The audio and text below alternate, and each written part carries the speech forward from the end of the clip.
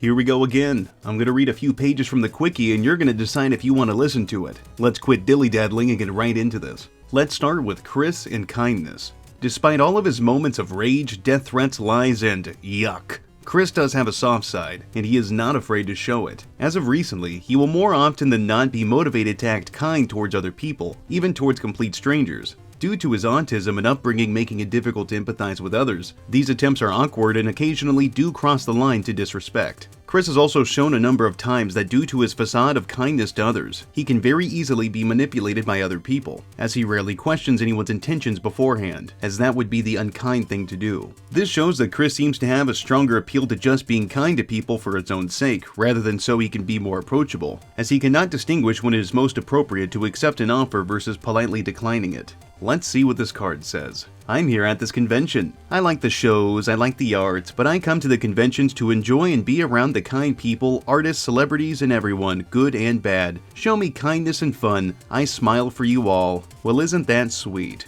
Origins of his kindness.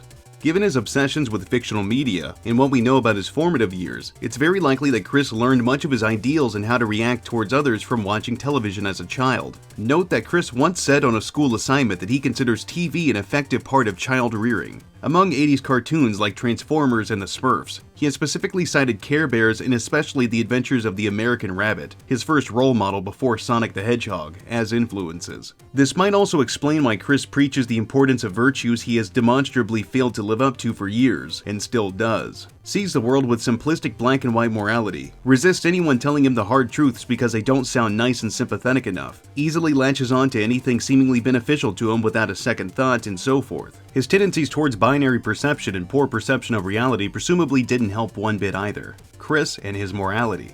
Like his beliefs on religion and gender, Chris's stance on morality is difficult to interpret. Chris often claims that he is a kind, good-natured, saintly person who doesn't deserve scorn. To a certain extent, he's right, but for all of the wrong reasons. Despite what one may think about Chris, the reality is that he is relatively harmless and is somewhat capable of distinguishing right and wrong. But that is only scratching the surface, as Chris's selfishness and naivete often turn out to be the main culprits behind him doing immoral actions, rather than true malevolence. One infamous example of this behavior is when he foolishly drew and uploaded She Came for Quick.jpg onto Encyclopedia Dramatica as a means to combat all of the pictures of ducks and pickles he found on the site, as well as to prove his straightness, not thinking about how Megan might respond to being depicted in such an undignified manner in a shoddily drawn piece of porn. Megan, who was looking for just about any reason to stop talking to Chris, was understandably revolted. However, what cements the fact that his naivete was partly responsible is how Chris tried to explain to Megan what happened in the picture itself, thinking that she was inexperienced with sex and didn't understand what was going on, rather than the obvious fact that she was depicted in such a demeaning situation and that Chris obviously wants to pound her.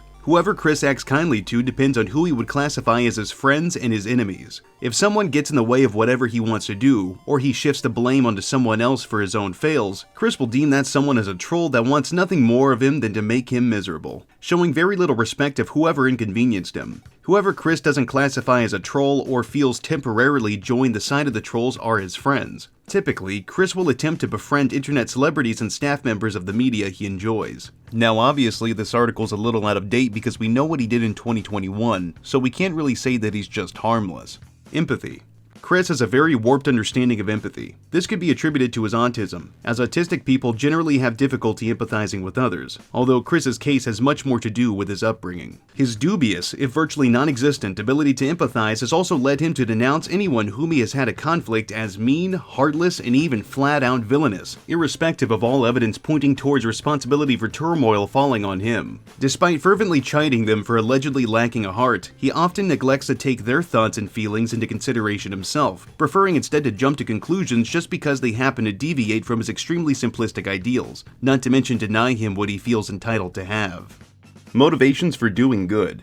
Love quest and gal pals. While socializing with his alleged gal pals, Chris always takes the time to act as kind as possible to them, to the point where it almost becomes downright disturbing. Unsurprisingly, Chris has used social media as a means of continuing his love quest and finding the sweetheart he has desired for over a decade. Because of that, most of the people Chris attempts to befriend are girls, with and without boyfriends. In terms of friendships on social media, whenever he feels he's up the creek without a paddle, Chris will almost always doubt he is in any way responsible for anybody turning against him because, in his eyes, he is too kind for anyone to simply block him on Twitter or to be hated by the masses, and instead shifts the blame onto the trolls. This, coupled with the fact that Chris refuses to see the worst out of his friends unless he gets the hint that they denied access to their china, makes it even more disturbing.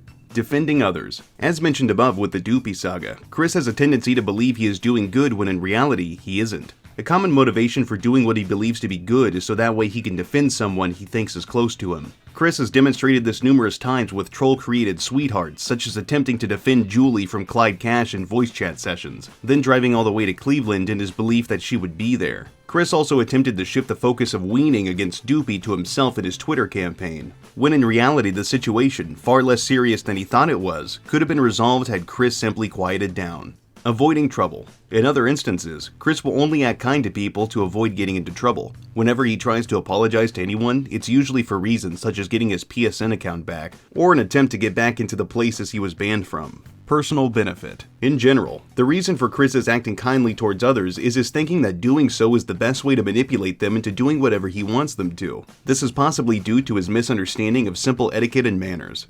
How Chris demonstrates kindness. Apologizing. As mentioned above, Chris has a very limited understanding of empathy. On the rare occasions in which Chris admits his misdeeds and apologizes for them, ulterior motives are usually, if not always, present. This is in part to his upbringing and otherwise due to other things such as autism, all of which limit his ability to understand empathy. Curiously, Chris seems to lack the tendency to over-apologize for things, a trait known to be found in people on the spectrum, and normally will remain obstinate and particularly stubborn in his opinions unless forced to admit he is wrong, or if apologizing for some self-serving purpose.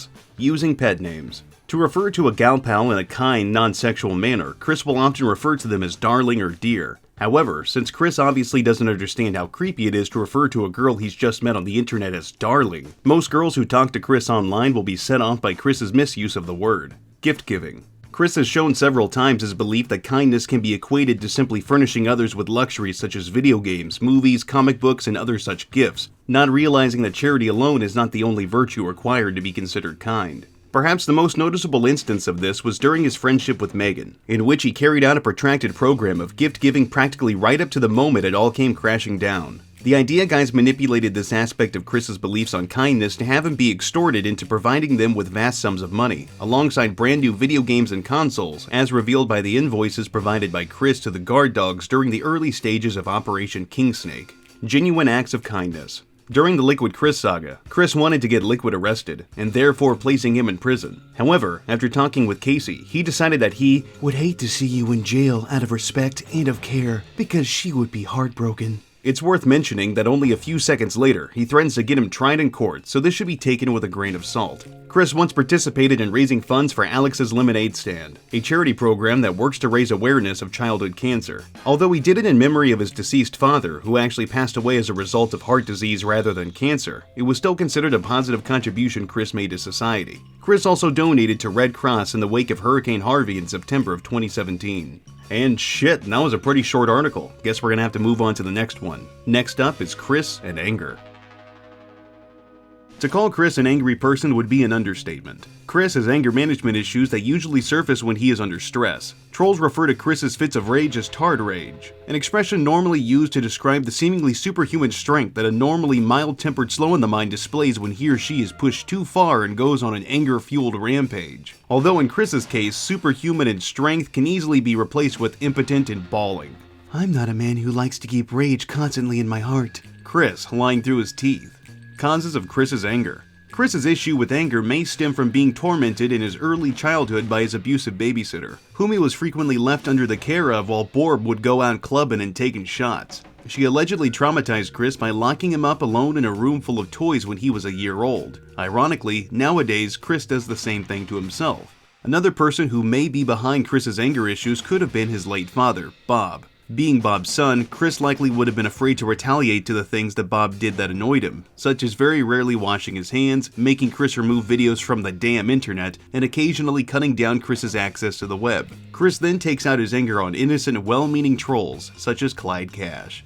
Another cause of Chris's anger could be the fact that up until 30 years of age, Chris was a virgin. Being a virgin seemed to make Chris feel like he was entitled to being allowed frequent moments of rage, and seeing as he only masturbated twice a week due to his bent duck, he may have had large amounts of testosterone stored up in his body that needed to get out. Sexual frustration can even make the best of us a bit cranky, though never to this extreme. After supposedly losing his virginity to Mia Hamm, Chris did not hesitate ending his 2-year hiatus from Twitter just to wish death upon Michael Snyder. Furthermore, Chris is autistic, and therefore lacks an understanding of the social restraints of anger. When he gets angry, he sees no reason he shouldn't go positively nuts. This, and the amount of bottled up stress that autism produces, have shown that autistic children can be very short-tempered. Chris, however, is not an autistic child, he is an autistic adult. And while most other autistics learn how to cope with stress in ways other than tantrums by the time they're in their 30s, Chris hasn't. Somewhat ironically, Chris's autism seems to cause him a large amount of anger, since the rest of the world will not acknowledge the brilliance of Sonichu, which is apparently directly brought about by Chris's autism.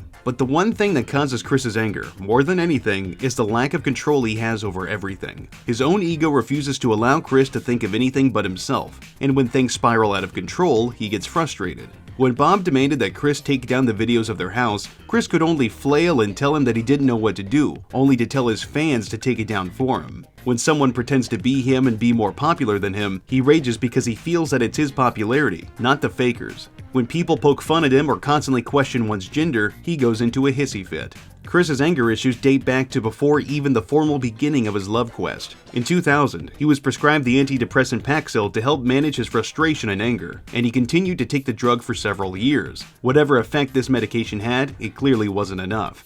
Examples of Chris's anger. The way Chris expresses his anger can be considered confusing to say the least. In one of his early fits of rage, he began to shout "Curse ye ha at several jerk-offs who were trying to kick him out of a local Walmart. In general, Chris expresses anger like an internet tough guy would do, taking out his anger on a video camera knowing that it obviously can't and won't fight back. This can be seen in one of his videos on Clyde Cash where he seems to be hulking up. He also used to beat up representations of people he disliked in Soul Calibur. On the other hand, even as he is seemingly afraid of expressing his anger in real life, he seems to have outbursts when sufficiently pushed as well. Chris was at one point forced to take anger management classes sometime after his final confrontation with Mary Lee Walsh. What happened during that epic struggle is only known in Chris's words. Then that B-dog ripped up my notes and all, dragged me to her quarters and talked down to me very rudely and hoarsely. I then reacted with my own attack that she had been asking for the whole time. I was kicked out of PVCC for a year, and I had to take an anger management course and see a psychiatrist for a while. I was allowed back in.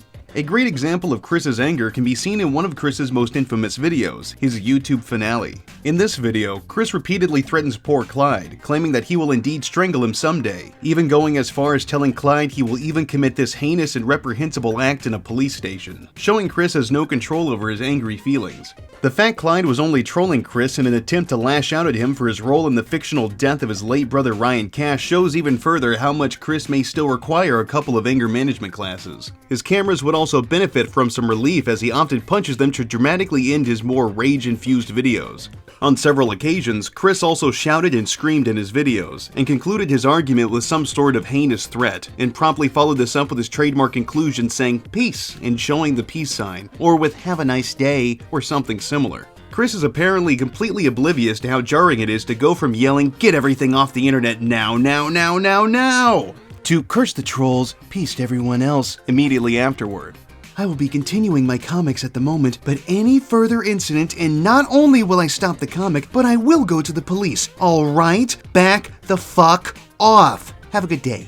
Occasionally, when enraged, his tendency to type important words in all caps becomes more prominent. Compare these two emails from the Miyamoto saga. The first sounds fairly calm, though he does let loose one all-caps phrase. The second sounds angrier and possibly a bit desperate.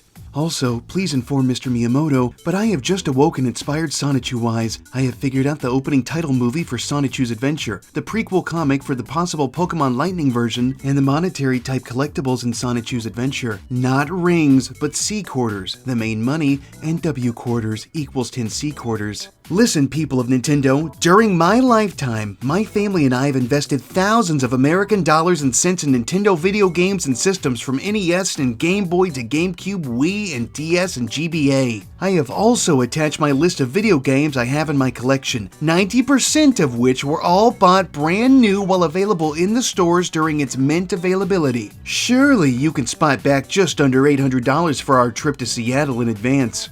Other examples of Chris's anger show him taking out his tard rage on his clown doll. In the Take That Page Down Now video, a picture of Clyde Cash was taped to the doll and Chris beat it like a 3-year-old who smashes a plate of broccoli because he didn't get his way. He also attempted to rip its head off at one point, only to have it slide through his greasy palms. Chris would attempt to bite the doll's head off again in the Sign Destruction video, but fans of the doll will be relieved to know that Chris is far too weak to break anything of value. He was merely only able to tear off the clown's hat. In his video Chris Loses It, Chris proved to us he's able to shred in half a small cardboard box, but is unable to go through light pressed wood. This video also shows his poor acting skills only equal his overall stamina, since he's out of breath before the end of the first minute of the video. A rare example where Chris's anger manifested into physical violence against others would be the infamous Blarms incident where he maced a GameStop employee during his war on Sonic's new arm color. Another example has shown that Chris can and will blow up at people even on the telephone. When Chris mistakenly believed that Jason Kendrick Howell had hacked his website, he left an angry voicemail. In the father call, Chris quickly became rude to Casey's father, Matthew, especially when the man came down on Chris for his health and attitude. Even worse, when Chris talked to Casey and Liquid, he came up in arms over Liquid's continued referral of Ian Brandon Anderson and was also completely oblivious over the fact that Casey was getting upset over the entire thing. Even worse, Chris attempted to hang up on both Matthew and Casey, only succeeding with Casey because he got his mom and dad in on the conversation. Both instances show that Chris loses his stammering and actually starts speaking normally when enraged. Around the time when Chris opened the mailbag to his adoring fans, another factor that causes Chris some notable grief was discovered to be the mention of any similarity between high-functioning autism and Asperger syndrome. Chris has shown himself to be quite adamant that HFA and Asperger's are totally unrelated, despite documentation by researchers suggesting quite the opposite.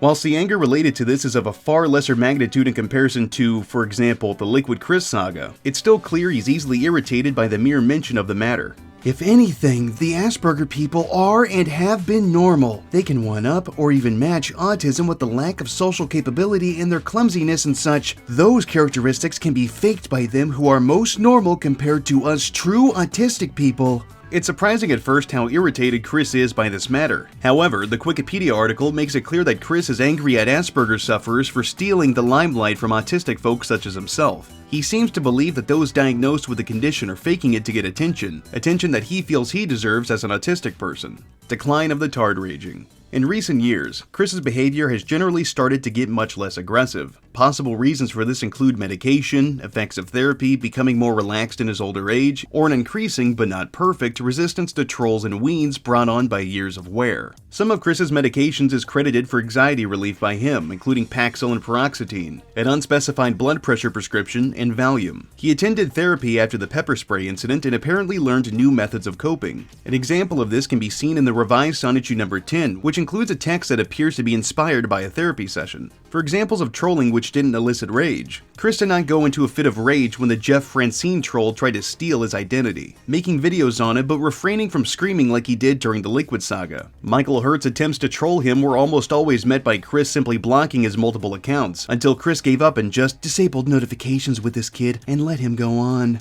Similarly, in response to PewDiePie's video dedicated entirely to Chris, instead of complaining about him making that video, which is completely devoted to criticizing him, Chris simply requested for him to direct message him. On the other hand, examples of when Chris recently raged include threatening Lulu's executives with violence, P-Mert's presidency, becoming angry at Weens when they hassled no-whacking about him, getting angry about Weens harassing Doopy to get into her pants, having a meltdown when he thought trolls ruined his relationship with Jessica Quinn, and raging at Weens who got him blocked by several people in the My Little Pony fandom which he follows. This shows that some things still trigger Chris more than others. And that's it for Chris and anger. Next up, Chris and stress.